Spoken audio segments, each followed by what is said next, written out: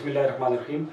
आज हम अपनी इंडो पाक की हिस्ट्री में एक छोटा सा चैप्टर ले रहे हैं जो आमतौर पे हमें किताबों पे चूँकि पढ़ाया नहीं जाता तो हमारी वो पिक्चर कंप्लीट नहीं होती ना।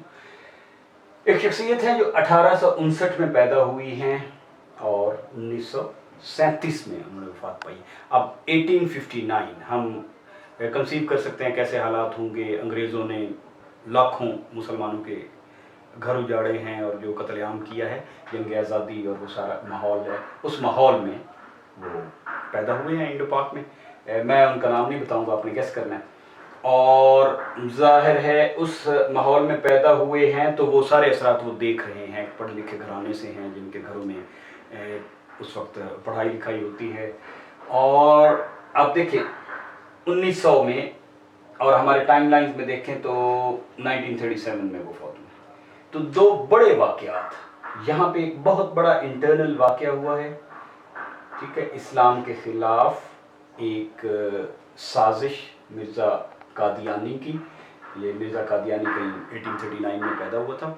उस वक्त शुरू में तो ज़ाहिर है इसी तरह एक मुस्लिम मुबल्लिग था, लेकिन फिर जिस तरह अपने नफ्स की शैतानी भी होती है और फिर कोई मिस्चीवियस फोर्सेस भी तो प्रॉम्प्ट कर रही होती है ना, जैसे चाहे वो आज का सलमान रुश्दी हो या उस वक्त मिर्ज़ा ग़ुलाम मोहम्मद हो, तो वो फोर्सेस भी प्रॉम्प्ट कर रही होती हैं जो बाहर के थे, ताकि वो तो इस्लाम की तजदीद की ज़रूरत थी कि कोई इसके ख़िलाफ़ खड़ा हो, इसकी बातों का जवाब दे। तो मिर्ज़ा ने ये दो बड़े वाक़यात हैं ना उनकी लाइफ में और उनमें उनका रोल देखें। मिर्ज़ा ने एक ख़त लिख दिया, इश्तिहार दे दिया जुलाई 1900 में, ठीक है जी, कि अब देखिए मुसलमान उस वक्त पॉलिटिकली अभी तक तो इंडियन नेशनल कांग्रेस बनी है और मुसलमान सोच रहे हैं कि हम अलहदा हूँ, और 1905 में कहीं जाके मुस्लिम लीग बनी, तो उन हालात में की बात हो रही है अभी, तो इतनी ज़्यादा उस तरह कोहेरेंस भी नहीं थी आप कह लें। तो ये हुआ ये कि जुलाई में वो इश्तिहार पर छप गया कि जी दूसरा उन्होंने हज़रत ईसा अलैहिस्सलाम का भी कुछ दावा किया हुआ था कि वो फौत हो गए हुए हैं और मैं उनकी जगह पे हूँ, और आखिरी नबी का भी दावा किया हुआ था कि मैं नबी की जगह पे आ गया हूँ। तो उस इश्तिहार का जवाब देना था। अब ये जो शख्सियत हैं जिनका हम तज़किरा कर रहे हैं वो इल्मी शख्सियत हैं, कम बोलने वाले हैं, इस तरह कोई तकरीरें करने वाले नहीं हैं, लेकिन चूँकि उनका हल्का असर बहुत है तो उनको उन्होंने मुखातिब किया कि जी आप फिर मुबाहले या मुनाजरे के लिए तैयार हो जाएं। तो जुलाई में वो इश्तिहार छपा और 25 अगस्त 1900 का डेट रखी गई और वो ट्रेन में चढ़ के गए लाहौर में उसको वेन्यू सेलेक्ट किया गया। अब लाहौर में गए तो जम्मे गफ़ीर था और इंडो पाकिस्तान अफ़गानिस्तान से जो भी कोई आलिम था वो वाकई वहाँ पे उन्हें रिसीव करने भी आया हुआ था। फिर मिर्ज़ा साहब भाग गए, और भाग गए कि मतलब आए ही नहीं है, तो कई सादा लोग जो उनके चक्कर में आ गए हुए थे और कई कादियानी उन्होंने वापस इस्लाम कबूल किया। 27 अगस्त को 2 दिन के बाद फिर एक शाही मस्जिद में बहुत बड़ा जलसा हुआ जिसमें सारे वो उलमाए कराम शामिल थे, मशाइख भी शामिल थे, और मैंने सिर्फ नाम लिखा है जैसे पीर जमात अली शाह हैं, सनाउल्लाह अमृतसरी हैं, तो कई लंबी लिस्ट है, तो भरा हुआ था।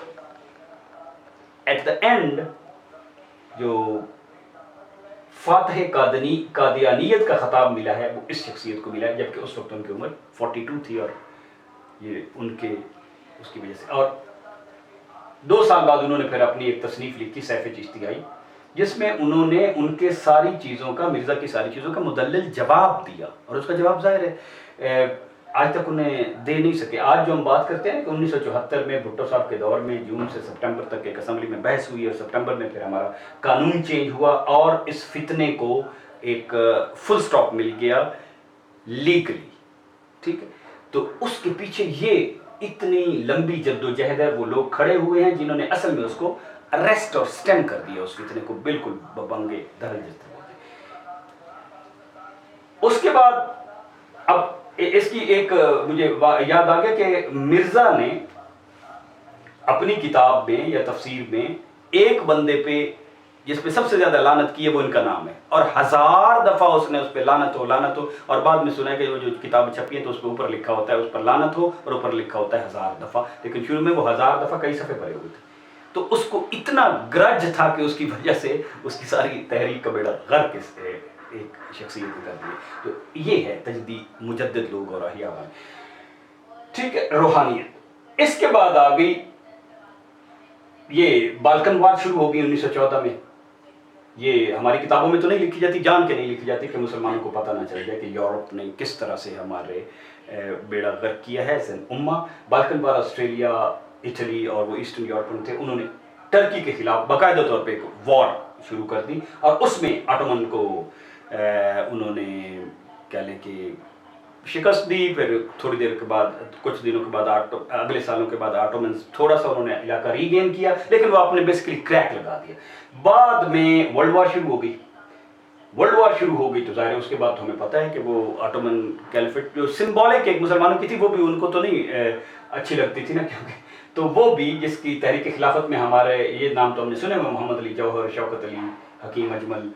محمد علی جوہر کی والدہ نے اماں بولی محمد علی کی جان بیٹا خلافت پہ دے دو, تو لوگوں کو یہ شکوہ جواب شکوہ اس سے پہلے اقبال نے لکھا تھا, وہ بھول گیا اور یہ آ گیا تھا. اس دور میں اس شخصیت نے اتنا امپورٹنٹ رول ادا کیا ہے اس پولیٹیکل سین میں.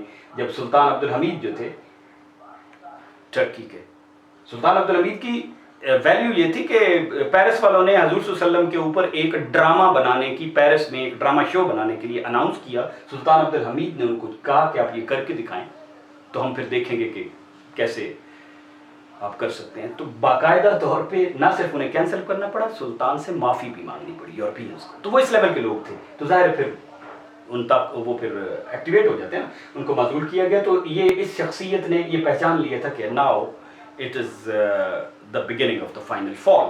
تو انہوں نے پہچان لیا تھا. تو پھر بالکن وار شروع ہوئی, تو پھر یہ ورلڈ وار میں تو پھر بالکل ہی, تو ورلڈ وار میں ظفر علی خان جو تھے ذمہ دار اخبار نکالتے تھے, تو ظفر علی خان کے ساتھ ان کی ملاقات ہوئی. علامہ اقبال ان سے کنسلٹ کیا کرتے تھے, اور اقبال کو بھی انہوں نے اس فتنہ کے بارے میں کمپلیٹ آگاہی جو ہے وہ ڈسکشن اقبال کے ساتھ ہوتی تھی, علامہ اقبال جو تھے. تو ان کے ساتھ ان کی ڈیٹیل ڈسکشن ہوئی, اور انہوں نے ان کو سمجھایا کہ یہ تحریک خلافت کے بارے میں, اور کہ ہندو مسلم اتحاد کے بارے میں, گاندھیزم کے بارے میں, کہ ہمیں اصل میں انڈیپینڈنٹلی اپنا کام کرنا چاہیے. اور اس کا نتیجہ بھی یہ نکلا, بعد میں گاندھی صاحب نے ایک بہانہ بنا کے چورا چوری کا واقعہ کر کے اور جس طرح کیا.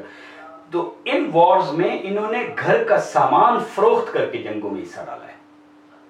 آپ کی جو انٹرسٹ ہوتی ہے, آپ کی انویسٹمنٹ کی پرپورشن ہوتی ہے نا, تو باقاعدہ طور پہ. تو آپ اندازہ کر سکتے ہیں کہ کون سی شخصیت ہے. پاز کر کے آپ کریں, لیکن میں اب ان کا نام لکھتا ہوں. ان کا نام ہے پیر مہر علی شاہ.